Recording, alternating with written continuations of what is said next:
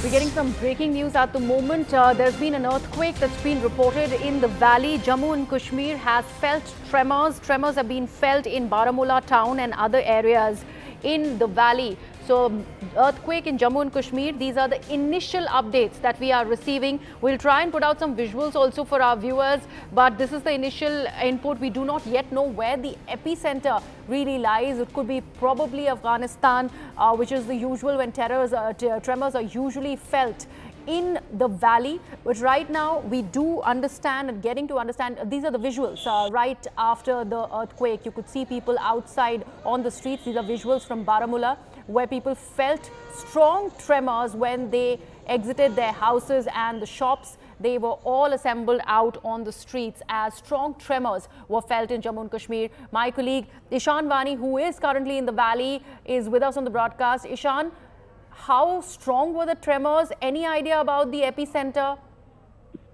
The tremors were very strongly felt in particularly North Kashmir areas like Baramulla, Uri.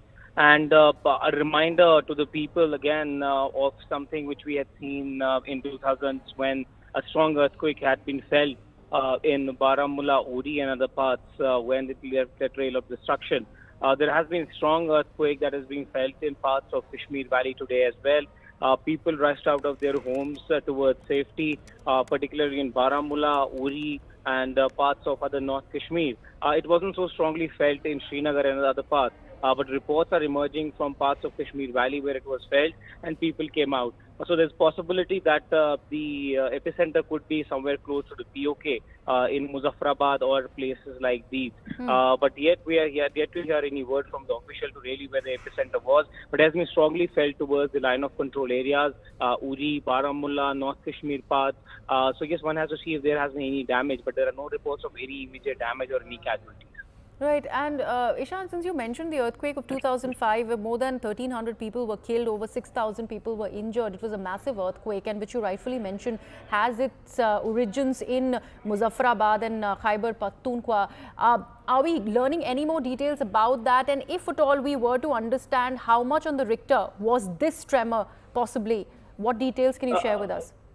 Yes, the details haven't been shared with us because it's been just, some minutes back that the earthquake was felt. This left people in shock, and many left their houses and their shops and came out on roads and rushed towards safety.